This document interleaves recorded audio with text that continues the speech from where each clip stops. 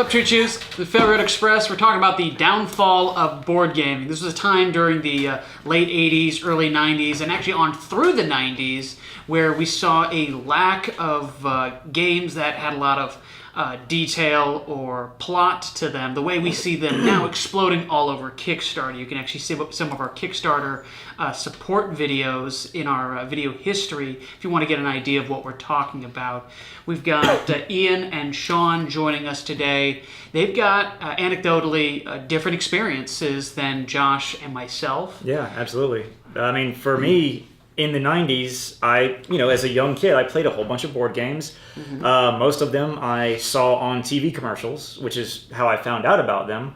And I bought them, and now they are probably 50 feet under some garbage dump, just turning into dirt. Put the things in his head. Mr. Bucket? Yeah, Mr. Bucket. That's probably one of them. That's what Josh is playing in the dirt right now. I mean, the only Mr. lasting thing Bucket. about that is the jingle that is now in your head. Or Mr. Elephant or whatever, he would blow the little butterflies out of his... That jingle's not there, but I've definitely got Mr. Bucket. Is the one? Yeah. No, that's Rubber Ducky. No, They're very similar. Rubber Ducky, They are very you're similar. the one. Oh, yeah. Yeah, That's they're where you very went. They similar. are very similar. You're But anyway, welcome. so Christopher, why don't you start off by telling how life was as far as board gaming was for you? It was practically non-existent. I started with Candyland. Most kids start with Candyland or Chutes and Ladders. Mm-hmm. I played Candyland for a short amount of time, said, all right, I'm really not interested. I'm going to go play Legend of Zelda. I'm going to go play Mario. I had an NES. That was way more interesting, and even more so when I got the Super Nintendo. I completely dropped off with board games until a couple of years ago is when I actually picked them back up with you guys. Yeah, it was very similar for me. As a very young kid, I played a lot of board games. A lot of them I think back to and think, man, I wish I still had those, even though they were geared towards kids. Very few of my board games survived, Stratego somehow being one of them, and then Star Wars Monopoly, just because it was a collector's edition, and I'm not going to throw away anything Star Wars. This looks like you bought it pretty recently. I actually know. That's just how good a condition I kept it in, because it was Because a you collector's never played edition. Monopoly because you hate Monopoly. Back then, I actually played this, but here's the thing. It's games like Monopoly and the games that you talked about that kind of are probably the reason I quit playing, and also the rise of video games, like the home video game consoles, the fact that there were so many video games. The Nintendo 64, when it went 3D, it was amazing, and I wanted to see more of it. Mm-hmm. But now, what about you guys? Did you guys experience a similar dip in your board game experience? Like, I only started playing 2 or 3 years ago again, like Christopher, with the advent of all these new companies and all these new ways of playing board games. Well, we had like a very big tradition in the family to play a whole lot of board games. Sometimes there were like the different Parker Brothers sort of things where it was more of a family-oriented view. But our father was actually very into the simulation wargaming fad that was prevalent along in the 70s.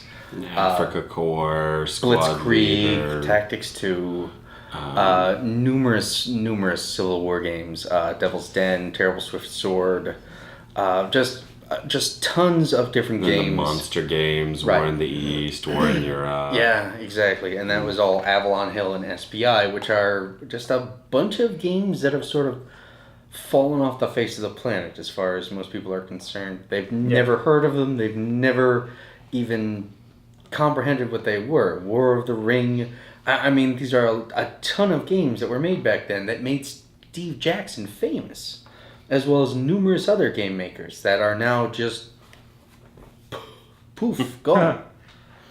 And so we played a lot of those growing up, and we never really had a drop-off. We'd have slumps when we wouldn't play for a while, where maybe we'd only toss out Wooden Ships and Iron Man every once in a while, but it wasn't we were sort of outside the whole public view of and public spectrum of where people would normally go You for were that. locked in a shed? Or? No.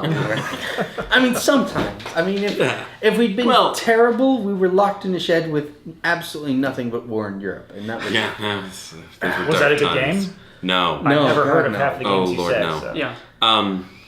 Well, and then on top of that, because we were introduced to those kinds of games, and I think the first war game my father introduced me to was Africa Corps. Yeah. It's one of the more simple war games.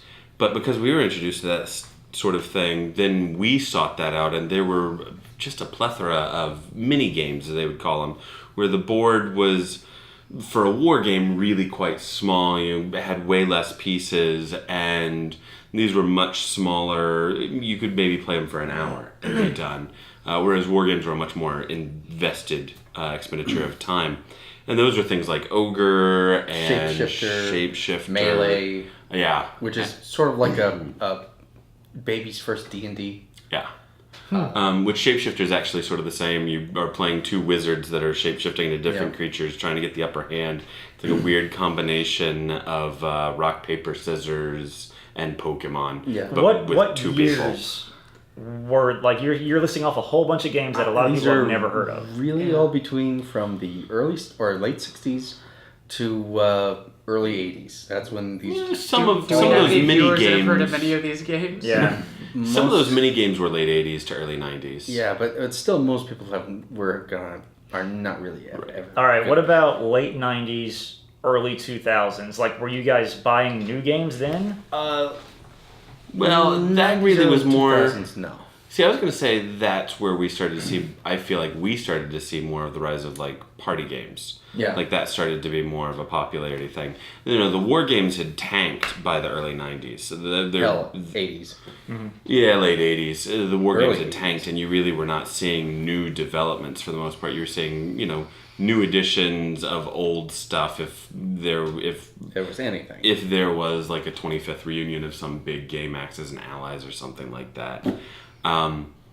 Would you say you guys noticed a decline in quality board games coming out, or were you guys seeking any out? It was not exactly a decline in quality, it was quantity. There weren't any that were coming out at all. I mean, Avalon Hill was purchased by Hasbro. And there were a number of other companies that either went under or just were purchased by other people. And so there was a decline in there, and then we also got into the whole video game scene with everything. So we sort of traded one demon for the other, but came back. But remember that just because there may not have been new things coming out, that necessarily didn't impact us because we had things from the 70s through the early 90s that we had not seen. So, like, Starship Troopers was a board game that had come out well before we actually found out about it. But I found that in a store, and having read the books, was incredibly excited for it. I'm not going to talk about the movie.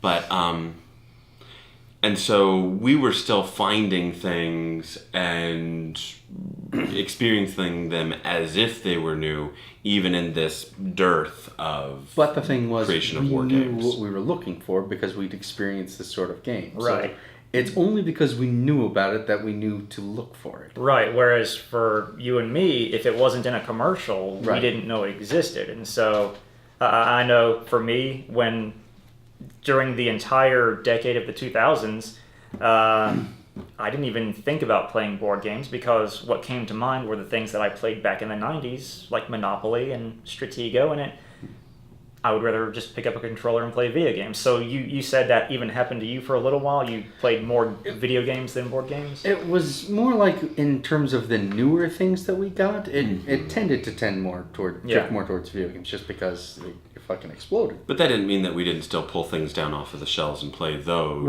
as well. It just meant that we weren't getting as many new board game options for our family. So y'all did notice a dip? Yeah. Mm-hmm. Okay, so yeah. There was an absolutely definite decline. But we didn't stop playing. We didn't hit a point where that was not something that was prevalent in our family. Yeah. You could almost say that if it wasn't for companies like Kickstarter, we'd still be in that board game slump. I think because so there's too, still things like Operation, we've already played Operation before. Hungry Hippos, we've already played those dozens of times over. You're not going to get anything new out of it. They're terrible games. I don't care what your opinion is. Even Crossfire? Oh, that is a game. that game just the commercial made that game Sucked look into a black so hole for much more losing. fun. Yeah. The commercials made the game look so Phenomenal much more fun. commercial. Yep. Subpart. Real quick, guys, because we're about to run out of time here. Christopher, what got you back into playing games? Like, what was that first game you remember playing, saying, "I want to play more board games now"? Oh my God, that was Avalon. That was Avalon? Yeah, I went to Beer and Board Games yeah. with Sean, and we played board games, which is just a card game, and I had so much fun. And I know it was a party game, but I had so much fun with it. I didn't realize they had games like that out. Yeah. So, yeah, that's exactly what brought me back in. I think mine was playing, I want to say it was Citadels with you guys at your house. I can't remember if you guys were there, but there was like a group of like 6 or 7 of us that played Citadels, and me and my wife were like, wow, this is actually a lot of fun. And then I got Risk Legacy and just started buying more and more games. Yeah. Was there any kind of thing like that? What got you guys into the modern days of board gaming, or are you really into that? It was actually that same beer and board game thing. Yeah. I met a couple of friends through various means and got invited to it. And when I saw it and saw some of the things that were there, I brought Topher along. I mean, it was I was infected with the virus and I spread it like a good host. Well, thank you. I would say, me personally, it was just sort of, for me, it was D&D actually.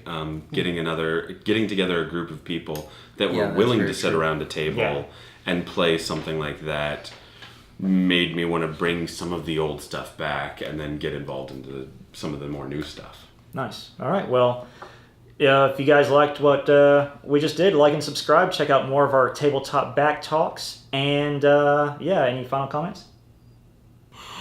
Whatever game got you back into board games, or whatever game got you into games, go ahead, post it below. Talk about it. I would love to read about it. I'd love to know more about the thing, because there are still so many unexplored games that have been coming out every single year, and I can't keep track of them all. And if you were affected by the Dark Ages too, let us know. Or whatever game that you used to hook your friends back in and drag them screaming back into the world of board games. Yeah. Or whatever That's a game good you one, just too. want people to play and want us to play. All right. Well, Sounds like a good idea. thanks for watching, guys, and stay tuned for more.